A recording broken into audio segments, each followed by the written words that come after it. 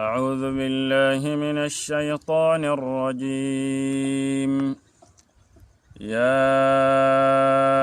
أيها الإنسان ما غرك بربك الكريم الذي خلقك فسواك فعدلك في أي صورة ما شاء ركبك كلا بل تكذبون بالدين وإن عليكم لحافظين كراما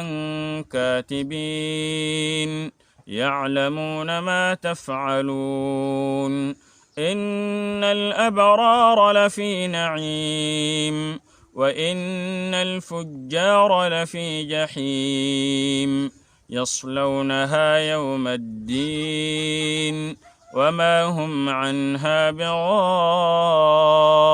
بغائبين وما أدراك ما يوم الدين ثم ما أدراك ما يوم الدين يوم لا تملك نفس لنفس شيئا والأمر يومئذ لله.